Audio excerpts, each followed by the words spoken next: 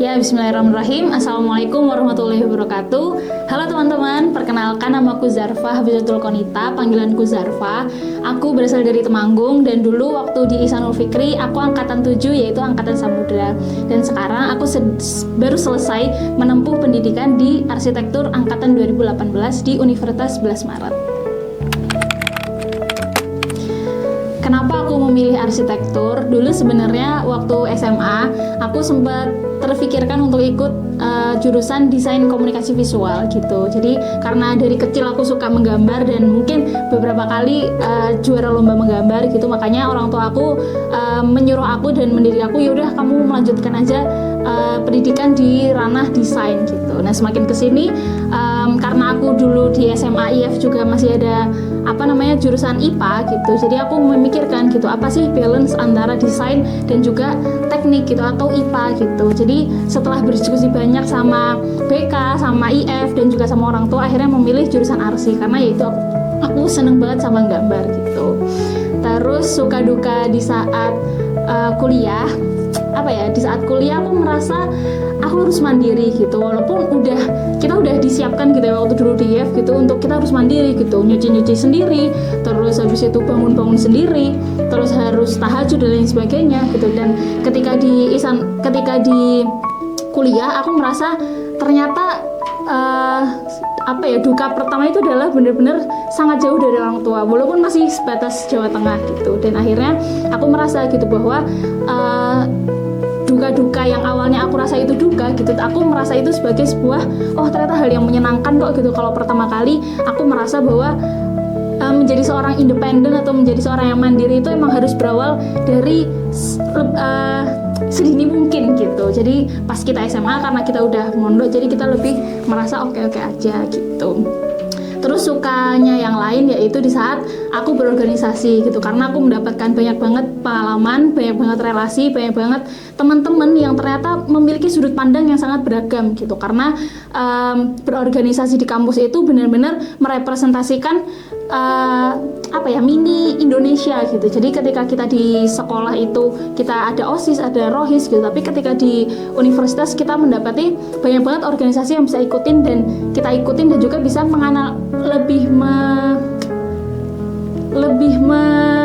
membuat kita semakin wah ternyata Indonesia tuh seperti ini dan sebagainya gitu. Jadi analisanya itu lebih dalam dan sebagainya. Itu sih sukanya gitu, banyak berteman dengan orang dan banyak relasi dan bertemu banyak orang.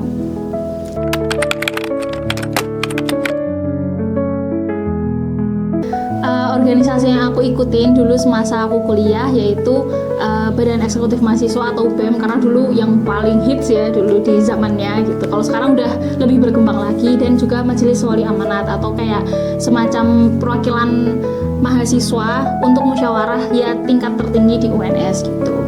Dan juga pengalaman lain yang sangat berkesan ketika di BEM itu adalah gimana caranya aku bisa mengelola SDM yang sebanyak itu 200 orang ya dulu pengurus organisasi, dan bisa membuat mereka harus berdaya gitu, harus mempunyai minat, harus mempunyai bakat, dan bahkan harus memiliki apa sih yang akan mereka bawa setelah lulus gitu, apa sih yang akan mereka bawa untuk organisasi ini gitu. Dan itu aku ngerasa karena tanggung jawabku di situ, aku ngerasa banyak banget berkembang, aku banyak banget baca buku, akhirnya aku banyak banget diskusi sama orang tentang self improvement, terus aku banyak diskusi sama kakak tingkat, sama tokoh-tokoh juga terkait dengan gimana sih akhirnya membawa orang itu menjadi orang yang lebih baik gitu. Itu pengalaman yang berkesan juga untuk aku ketika aku ikut di BEM ya.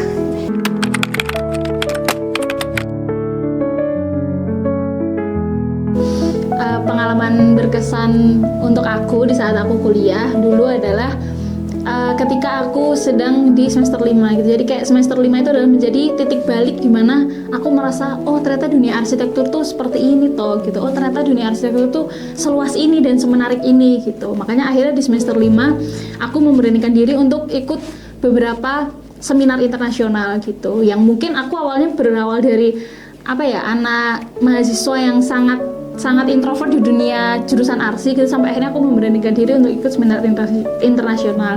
Dan pada saat itu qadarullah gitu, kayak tiba-tiba dosen aku memanggil untuk aku menjadi perwakilan untuk mewakili ARSI untuk bisa presentasi di dunia internasional gitu. Jadi aku ngerasa kayak wah, ini pengalaman yang aku nggak pernah terbayang sebelumnya gitu, karena dunia arsi itu ternyata semenarik itu ketika dikulik gitu. Ada yang namanya arsitektur kota, gimana caranya kita bisa berkomunikasi dengan masyarakat, gimana caranya kita bisa untuk memberikan manfaat untuk masyarakat secara langsung, karena kan rata-rata dunia arsi itu berkaitan dengan building yang gede gitu, yang hotel dan sebagainya, tapi juga ternyata ada arsitektur yang berkaitan dengan kebermanfaatan untuk masyarakat. Jadi titik balik di mana aku menjadi seorang anak arsi adalah di semester 5 dan aku berhasil untuk bisa mewakili ARSI UNS untuk ikut seminar internasional dan juga ikut magang, yang mana ternyata bahwa magangku sangat-sangat membuat aku mencintai dunia arsitektur gitu.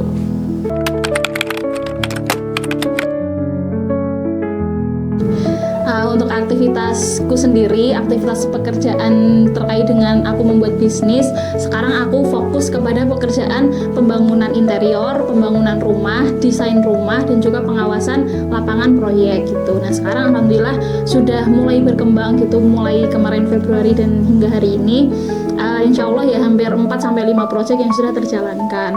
Terus untuk kebermanfaatan untuk bangsa ini, ya mungkin karena aku juga masih proses untuk bisa bermanfaat, itu kita punya satu program namanya Civilized Charity, yang dulu namanya Civilized Charity, sekarang aku kembangkan bernama Symmetric Charity gitu, dimana kita akan membuatkan jasa desain gratis untuk masyarakat yang memiliki kebutuhan terkait dengan bangunan sosial seperti masjid ataupun pondok pesantren yang membutuhkan bantuan terkait dengan pendesainan, dan itu kita membuatkan secara gratis untuk orang-orang tertentu. Jadi itu menurutku kebermanfaatan kecil ya untuk negeri ini, semoga. Nah, setelah lulus aku akhirnya memberanikan diri untuk memulai dunia baru gitu, memulai dunia kerja, yang mana dunia kerja adalah dunia yang sangat abstrak gitu, dunia yang sangat kita bingung untuk memilih di dunia apa gitu, karena sangat luas jangkauannya. Nah di situ aku menemukan titik balik di mana kayaknya aku bisa nih berbisnis sendiri gitu. Nah akhirnya sekarang kesibukanku adalah mencoba merintis perusahaan sendiri gitu, perusahaan terkait dunia arsi, tapi juga di samping itu aku nge-freelance terkait dengan pekerjaan tol di salah satu tol di Indonesia. Oke. Dulu ketika aku masuk Ihsanul Fikri, sejujurnya aku disuruh orang tua gitu, karena dulu ketika aku SD kan juga sama ya di SDIT, di salah satu SD di Temanggung, SD Islam. Nah terus di masa SMP aku merasa aku pengen ke IF nih, karena aku pengen mondok dan mondoknya harus di IF gitu, tapi qadarullah ternyata aku nggak diperbolehkan untuk ke IF. Jadi akhirnya aku mengambil SMP, salah satu SMP Islam juga di Temanggung. Nah ketika proses namanya juga SMK SMA itu adalah proses mencari jati diri gitu. Nah di situ aku merasa kayak aku kayaknya pengennya ke negeri aja lah gitu, karena aku udah nggak mau di pondok lagi, lain sebagainya. Pondok tuh menyebalkan gitu, pondok tuh kayak lalu aku merasa dikurung dan sebagainya. Dulu aku merasa kayak gitu, jadi makanya orang tua akhirnya udah kamu di IF aja gitu. Tapi ya udah mau nggak mau, karena aku tahu gitu ridho Allah adalah ridho orang tua, jadi aku mengikuti nih jalur dimana orang tua itu ridho kepada kehidupanku gitu. Jadi aku akhirnya masuk IF karena disuruh orang tua, dan yaudah aku mengikuti aku mengikuti arus di IF gitu. Tapi ternyata semua yang aku ekspektasikan terkait hal buruk tuh ya ternyata banyak yang berubah juga gitu. Aku mendapatkan banyak hal juga di Ihsanul Fikri terkait dengan kemandirian, terus terkait dengan keberanian, terkait dengan gimana caranya aku bisa bersaing sama teman-teman yang lain. Itu aku ngerasa banget di Ihsanul Fikri. Nah terus suka dukanya, sukanya yang pertama adalah aku punya banyak relasi gitu ya, banyak relasi terkait dengan relasi bersama guru, terus relasi dengan teman-teman angkatanku, dengan adik tingkatku, dengan alumni, dan juga dengan mungkin sesama SMA juga di Islam gitu, mungkin di Jawa Tengah, karena dulu aku ikut Voksi dan lain sebagainya. Jadi aku ngerasa kayak sukanya itu aku bisa berkembang banyak hal, dan ternyata apa yang aku sukai karena dari kecil aku suka gambar itu juga bisa terekspresikan di sini gitu. Aku dulu akhirnya diperbolehkan untuk ikut lomba, terus sampai akhirnya bisa menjuarai lomba di Magelang, terus ikut ke Jawa Tengah gitu. Aku senang banget gitu, karena akhirnya apa yang aku inginkan tuh ada di sini gitu. Terlebih ketika aku ikut organisasi itu juga membuat aku merasa oh ternyata memanajemen manusia, oh ternyata memanajemen program, memanajemen apa ya hubungan sosial itu susah banget, dan akhirnya aku temukan juga di Ihsanul Fikri gitu. Terus dukanya adalah jauh dari orang tua gitu, jelas ya, karena aku ngerasa tetap aku butuh pendampingan orang tua. Tapi ya alhamdulillahnya karena masih jaraknya dekat, jadi aku ngerasa kayak oke aja gitu, nggak masalah untuk akhirnya tetap jauh dari orang tua. Dukanya malah justru ketika aku udah keluar dari IF gitu, aku ngerasa kayak wah ternyata sekangen itu ya sama IF gitu, terkait dengan lingkungannya dan juga terkait dengan aktivitas hariannya seperti itu.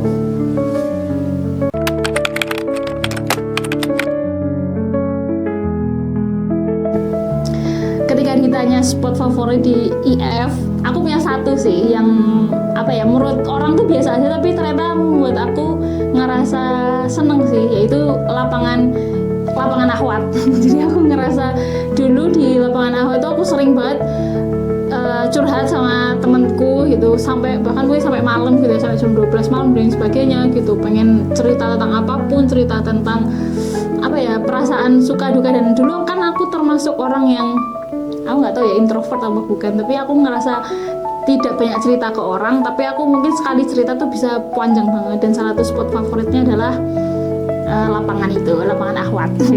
Salah satu lagi Mujahidat.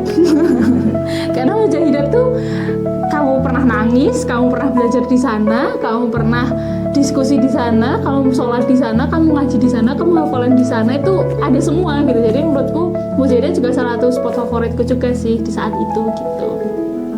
Terus pengalaman yang paling berkesan ketika aku di IF, ya mungkin yang pertama ketika aku kelas 10 ya, ketika aku kelas 10 itu apa ya, culture shocknya tuh tinggi karena bertemu dengan teman-teman yang mungkin dari luar Jawa pun ada gitu. Sedangkan dulu waktu di SMP aku hanya bertemu satu lingkunganku, yaitu di Temanggung gitu.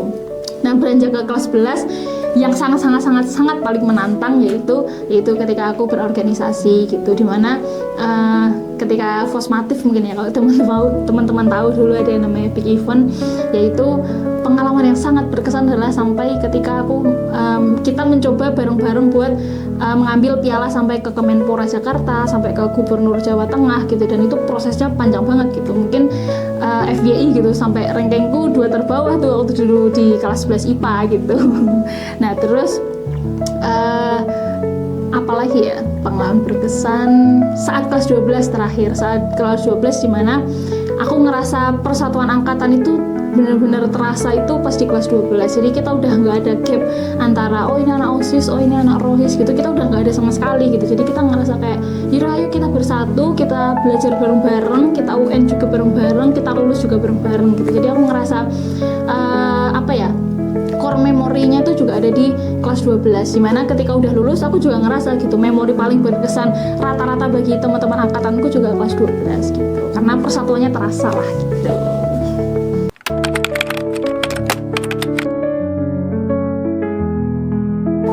Untuk pertanyaan terakhir terkait dengan apa sih bekal yang Ihsanul Fikri kasih buat aku sampai saat ini, yang jelas yang pertama adalah ibadah gitu. Karena aku ngerasa semakin aku gede, semakin aku tidak di pondok dan semakin aku merasakan dunia luar tuh, aku akhirnya harus menyadari kehidupanku sendiri gitu, gimana ibadahku, gimana sholatku, bahkan mungkin gimana cara berislamku gitu pun aku rasakan core yang paling sangat kuat itu adalah ketika aku mondok di Ihsanul Fikri. Jadi terkait dengan jam tahajud, terus jam mengaji, target hafalan dan sebagainya tuh aku ngerasa kayak itu sangat-sangat sangat-sangat membekas di dalam kehidupanku, dan itu yang akan membuat bare minimumku, kayak standar minimumku, mau besok aku kerja di mana, mau besok aku ada di dunia yang seperti apa, standar minimumku ya sama ketika aku di Ihsanul Fikri, mutabah harian, terus habis itu terkait dengan ya hal-hal diskusi islami dan sebagainya, itu yang aku rasakan dan itu akan selalu teringat di memori otak aku gitu. Jadi mungkin aku bisa bilang gitu, ketika aku dulu nggak di IF atau ketika aku dulu nggak di pondok, bisa jadi aku nggak akan bisa menjaga ini gitu. Mungkin aku nggak akan bisa se Islamik ini ya mungkin ketika kita ada di dunia yang lebih heterogen gitu. Jadi yang sangat aku rindukan adalah masa-masa ketika hafalan bareng, masa-masa ketika aku ngafalin di depan kelas terus aku muter-muter sambil hafalan keras-keras, ngaji ngebut-ngebutan, ya nggak ngebut-ngebutan saja, jadi mungkin kayak ngaji harus 1 juz dan sebagainya, tahajud harus bangun dan sebagainya. Itu yang paling aku rindukan dan yang paling aku ingat sampai saat ini gitu. Itu. Oke, terakhir terkait dengan pesan-kesan untuk teman-teman dulu ya, untuk teman-teman yang sekarang masih kelas 10, kelas 11, kelas 12 gitu, semangat untuk belajarnya gitu, karena kalian nggak akan menemukan pondok lagi setelah ini gitu. Pondok terakhir kalian adalah di SMA gitu. Mungkin suatu saat kalian akan menemukan lingkungan yang lebih heterogen, jadi manfaatkan sebaik mungkin potensi yang ada di SMA, yang ada di Ihsanul Fikri, ke organisasi atau ekstrakurikuler ataupun terkait dengan olimpiade mungkin dan sebagainya, itu silahkan dimanfaatkan, karena kita nggak punya waktu yang lebih banyak lagi terkait dengan pengembangan itu. Dan ketika besok kuliah, harapannya teman-teman tetap bisa menjaga value-value yang ada di Ihsanul Fikri. Untuk ustadz dan ustadzah, ya ibu dan bapak guru sekarang, ya semoga sukses terus selalu, dan semoga Ihsanul Fikri bisa sangat dan akan terus membanggakan, karena dari dulu menurut aku udah membanggakan, dan semoga bisa menjadi sekolah favorit, salah satu sekolah favorit di Indonesia, amin. Dan bisa berdampak untuk masyarakat sekitar. Terus untuk teman-teman aku dan juga untuk aku ya semangat dan sukses selalu kita. Semoga teman-teman dimanapun, sedang apapun, sedang bekerja, sedang berbisnis, sedang habis menikah mungkin, atau mungkin lagi punya anak dan sebagainya, semoga tetap bisa berdampak untuk masyarakat. Value-value yang ada di IF semoga tetap kita jaga, termasuk aku, dan semoga apapun yang selama ini kita lakukan semoga bernilai ibadah begitu. Dan semoga kita semua sukses selalu dan berkah selalu untuk aktivitas kita. Amin. Ya mungkin itu aja teman-teman. Sekian dari aku. Wassalamualaikum warahmatullahi wabarakatuh.